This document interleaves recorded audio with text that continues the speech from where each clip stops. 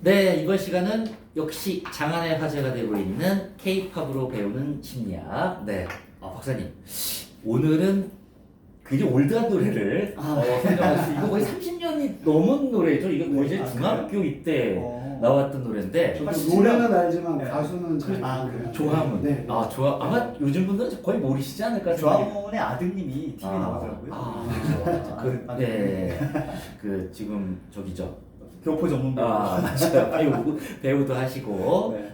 그런 부분인데 좌우간 아마 젊으신 분들은 잘 모르는데 이제 저같이 올드한 사람들 아시는 조화문의 네. 같은 하늘 아래 네. 잠깐 들어보시죠.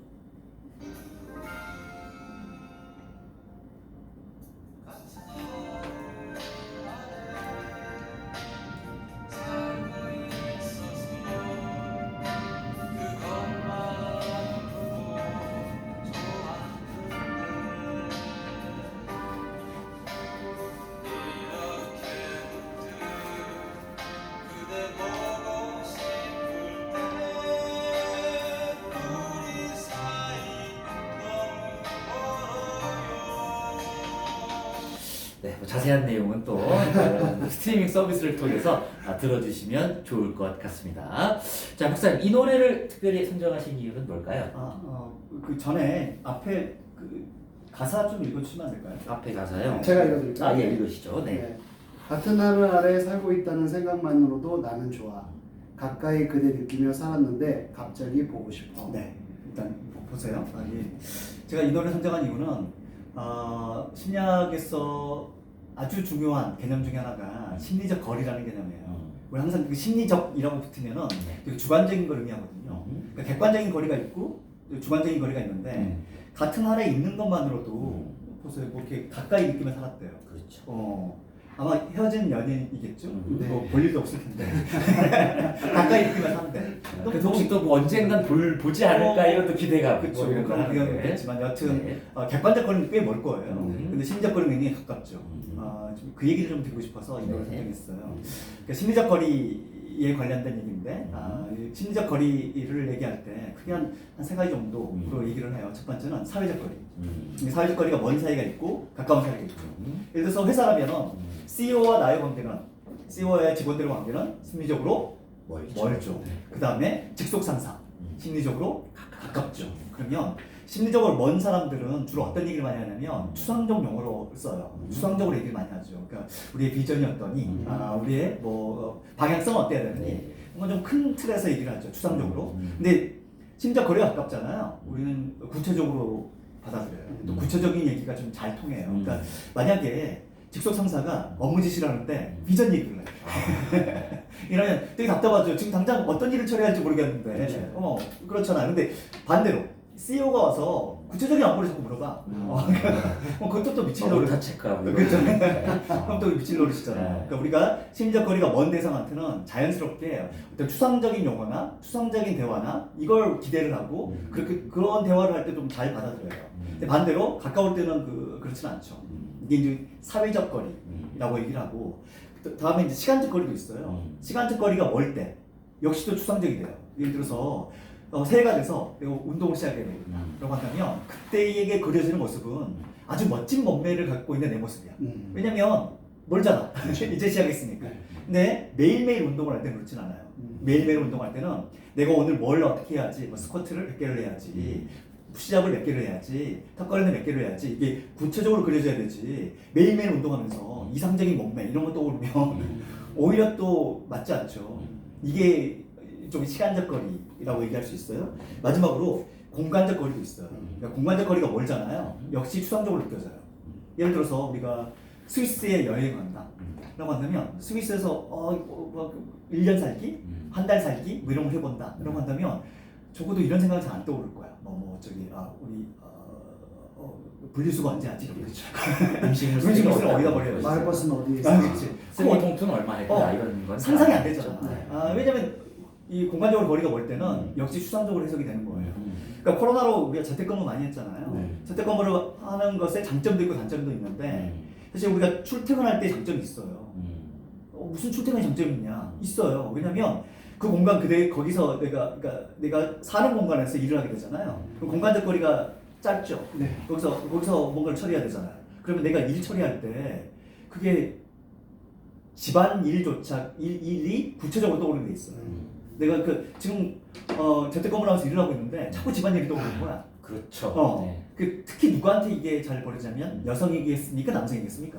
여성이겠죠. 네. 그래서 그 코로나의 연구들을 보게 되면 네. 여성들이 재택근무로 인해서 집안일을 더 많이 하게 되고 오. 집안일로 인해서 실제 업무에 방해를 받는다는 연구도 있어요.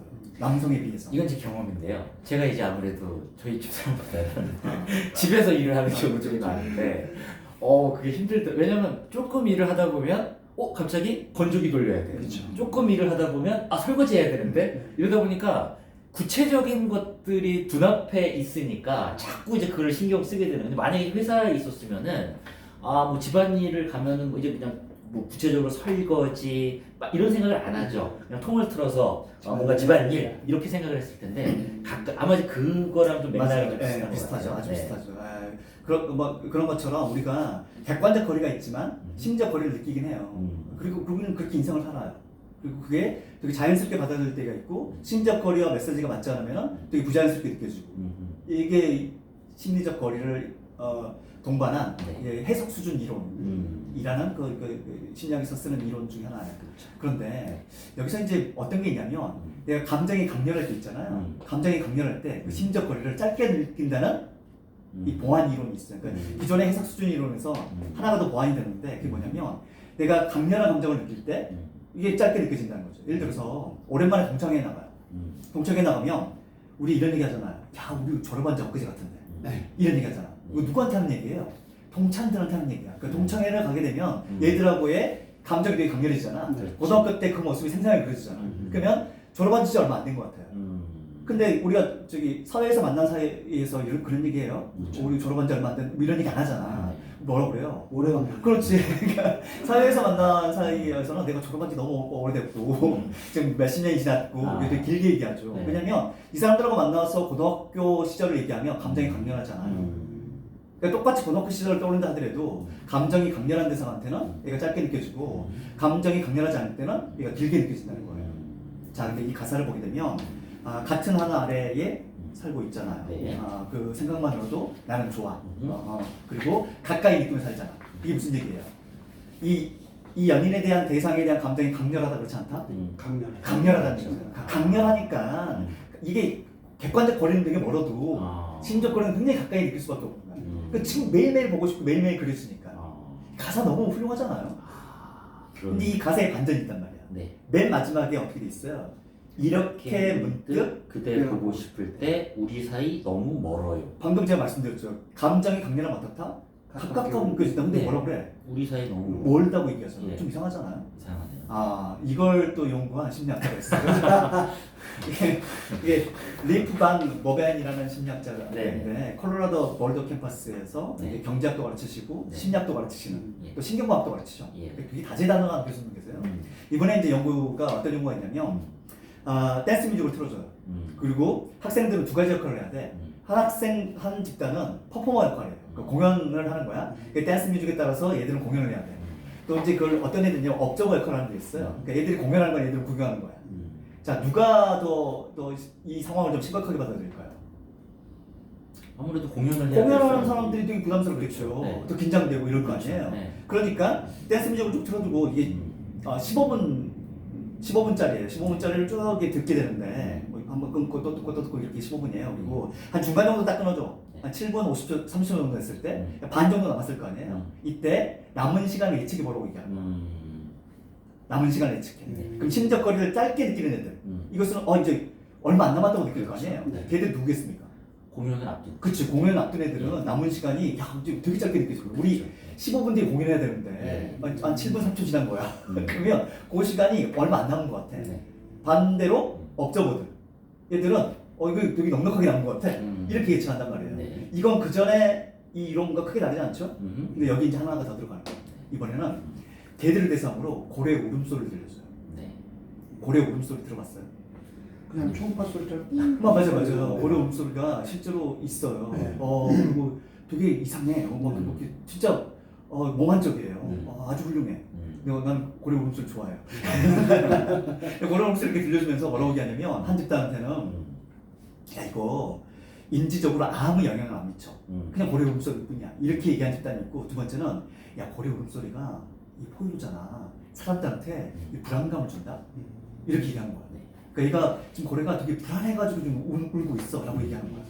그러면 불안감을 느끼는 고래 울음소리라고 인식하는 사람도 있고 얘는 나의 인식에 아무런 영향을 미치지 않아 라고 생각하는 사람도 있는 거예요. 자 여기에서 보세요. 고래 울음소리가 불안감을 증폭시켜 라고 듣는 애들, 알았던 애들이 공연까지 해야 돼. 자 공연에서 불안하죠? 울음소리를 나한테 불안하게 만들죠? 네. 난 지금 되게 불안하죠? 네. 불안한데 얘들이 되게 불안한데 그 불안의 원인을 고래 울음소리 때문에 불안한 건지 아니면 공연 때문에 불안한 건지 얘들은 혼동이 오겠죠. 그렇죠. 혼동이 오는 애들이야. 이렇게 혼동이 오는 애들은 혼동을 일으키지 않는 애들, 즉 공연 때문에 나는 불안해 라고 생각하는 애들보다 이 거리를 길게 느낀다는 거예요. 그게 재밌죠. 그러니까 이게 원인 자체가 명확하게 귀결되면 우리가 이거 귀인이라고 얘기하잖아요. 그 귀인이 아 이건 내가 공연을 얼마 앞두지 않아가지고 불안해서 그런 거야 라고 딱 귀인이 명확할 때는 심지어 그걸 짧게 느껴요. 근데 이 귀인이 불명확할 때 내가 뭐 때문에 불안한지 몰라.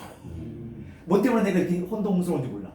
그런데 공연 얼마 남았냐고 물어볼 때 요럴 때 애들이 그걸 길게 예측한다는 거예요.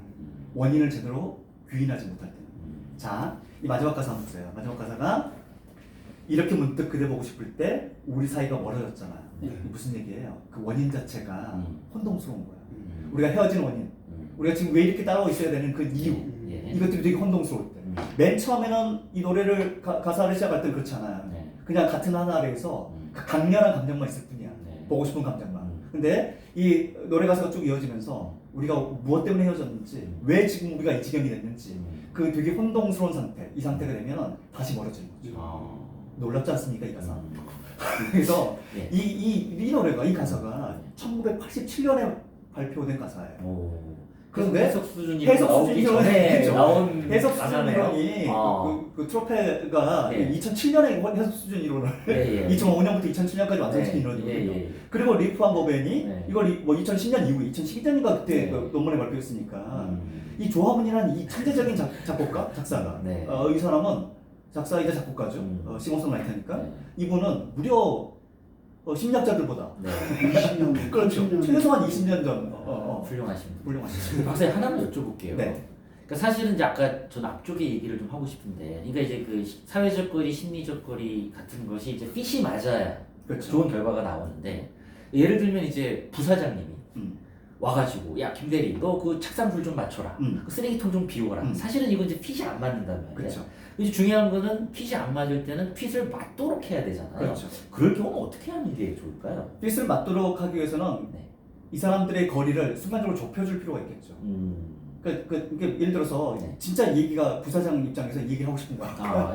뭔가 조언을 해주고 싶은 거야. 근데 갑자기 와가지고 그 얘기를 하게 되면 이미 심적 거리가 멀다고 먼 상태에서 그 얘기하니까 당황스러울 거 아니에요. 그렇죠. 심적 거리를 좀 가깝게 만들어주는 그런 기제들을 쓰면 되겠죠. 뭐 예를 들면 어떤 게 있을까요? 그러니까 순간적으로 우리가 좀 되게 멀게 느껴졌는데 좀 가깝게. 그럼 예를 들면 이제 야 김대리 너 요즘에 잘 지내냐 이러면서 뭐 너 회식 지난번에 나 뭔가 좀 친한 사이인 것처럼 그렇죠. 앞쪽을 이제 빗자를 까는 거군요. 그렇죠. 뭐 커피 한 잔을 하거나 아니면 점심 식사 그런 거죠. 그때에서 한다. 그러니까 그런 기제들을 만들어내는 건 되게 다양해요. 그러니까 우리가 친밀한 대상이다라고 느낄 수 있는 기제를 만드는 건 너무 많잖아요. 그 기제들을 활용하는 거죠. 그걸 먼저 해놓고 난 다음 메시지를 주는 것이 핏을 맞추는 것이다라는 부분입니다.